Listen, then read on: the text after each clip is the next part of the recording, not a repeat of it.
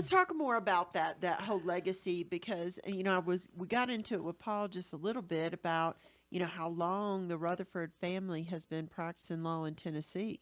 Yeah, they have. And, I married into this family. And what's interesting, I don't know if Paul told you how much older his father was. His father was 52 when he was born. Mm. And when I met his dad, he was, in his 70s. And he was born in 1908. So Wow. Yeah. he, this were older. But he would come in, we were in college, and he would come in from work, and he would look at me and he would say, "Don't ever be a female lawyer." What? And at that point in time, I was not planning to go to law school. I wasn't Right. planning to. And he would tell me how terrible female lawyers were because they were all emotional. They cry on the They cry radio. on the They cry on radio. the radio. They're emotional. They're not logical. They're not people that, they're not folks. They don't think with their brains, Mm. They're just too emotional. And he I, disliked I will working say with them. he's much more woke now. Yeah. So You've spent some time.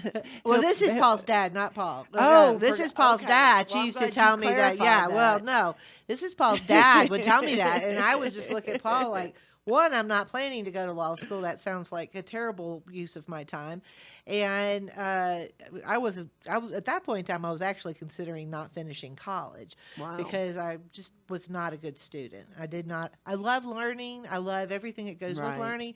I hate being a student, but anyway, his dad would tell me that, and I really feel like, looking back, it was kind of prophetic. I think he knew because he died before Paul and I got married, and he died before we graduated from college, and before either of us decided to go to law school. So Right. he didn't know that when he was here walking on earth. But for some reason, he would just come in and tell me that. But I took that to mean to approach situations from a real logical standpoint and from a measured standpoint and stuff. And I can still hear his voice. Don't be this shrill, screeching kind of an advocate. And I feel like I'm not. I feel like I've taken those things to heart. But when I got married and I became a Rutherford, people would come out of the woodwork and say, "Are you related to the lawyer Rutherfords?" And I would explain my connection.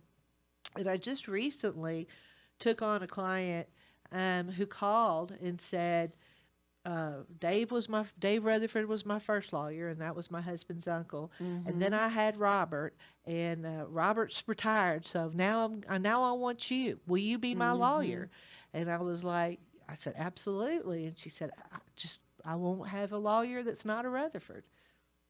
So there's that history in the community of them of the relatives that have practiced, and the stories of how they've helped people and the things that they've done. I mean, it's a proud legacy, and I am very proud to be a Rutherford in Nashville.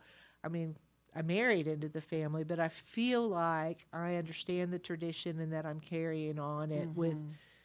I don't think I'm that lady lawyer that my father-in-law did not want me to be. I think he. Well, and we've got, I think at least one of your sons is looking at law school now, Yep. maybe two. My son Noah graduated from college in May of 21, and he has taken the LSAT and is applying to law school now. He's not sure where he's going to go.